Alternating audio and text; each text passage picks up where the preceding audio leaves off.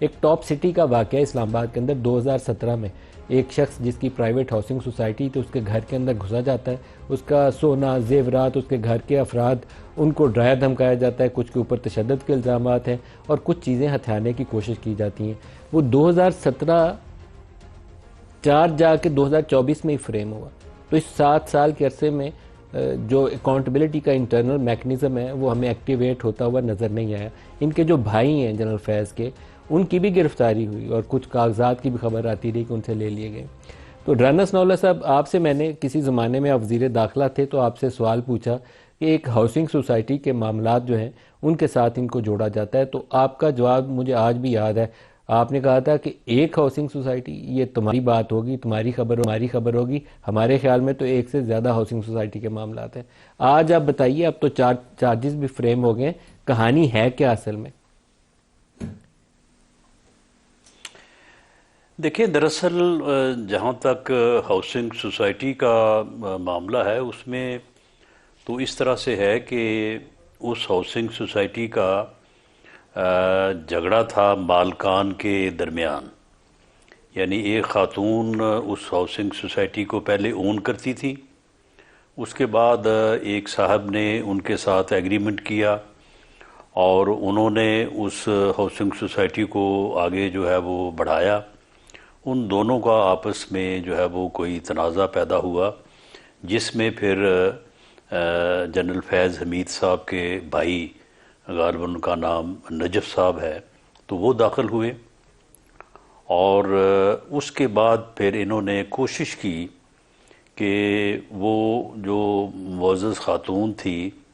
اس کا یعنی کلیم کا سہارا لے کے تو یہ پوری سوسائٹی جو ہے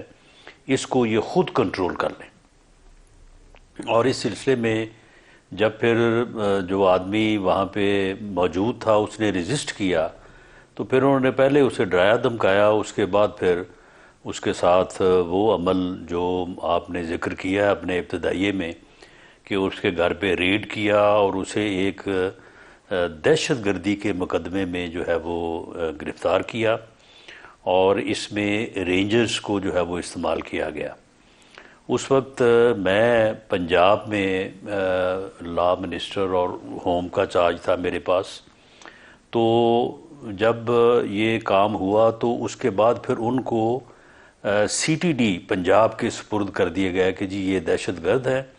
ان سے یہ چیزیں برآمد ہوئی ہیں، یعنی ان سے جو کوئی اسلحہ ان کا لائسنسی یا دوسرا تھا یا کو خود سے بھی شامل کر کے، تو ان کو دہشت گرد پینٹ کر کے جو ہے وہ کاؤنٹر ٹیررزم فورس کے حوالے کر دیا، اور باقی جو چیزیں تھیں جو وہاں سے بڑی بھاری مالیت کی چیزیں برآمد ہوئیں وہ جو ہے انہوں نے خود رکھ لی۔ تو وہ پھر معاملہ جو ہے وہ پھر چلتا رہا، پھر بالآخر اب آ کے آپ کے علم میں ہوگا کہ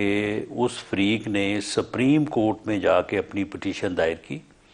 سپریم کورٹ غالباً قاضی فائز عیسیٰ صاحب کے دور کا یہ معاملہ ہے،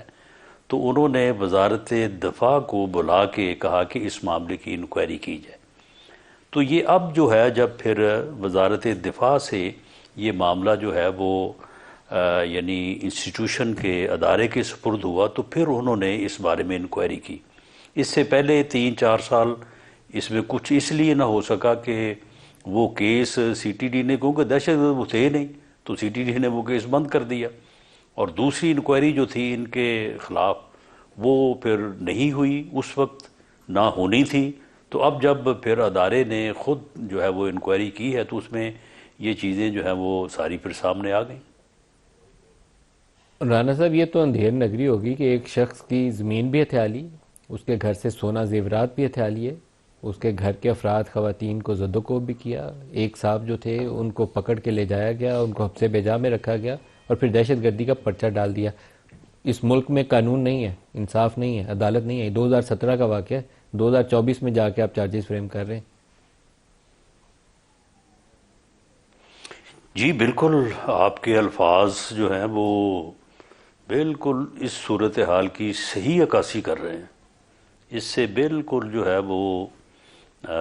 انکار نہیں کیا جا سکتا کہ ایسا ہی تھا۔ اور اسی دور میں جب موصوف ہی جو ہے وہ سیاہ و سفید کے مالک تھے، تو میرے ساتھ بھی ایک واقعہ ہوا تھا. تو معاملہ ایسے ہی ہے کہ جو آپ پہ انہوں نے 18 چاہا کلو کیا، ہیروئن کس نے ڈالی تھی؟ کوئی رانا ان ثناء اللہ کو صاحب اس وقت سچائی پوری ایمان جو کے ہے ساتھ وہ انڈر اوتھ روک نہیں کون سکتے. ذمہ دار تھا آپ پہ 18 کلو ہیروئن 15 وہ کلو اس ہیروئن وقت یہ ڈالنے کا؟ کہا کرتے تھے کہ عزت ہم دیتے ہیں.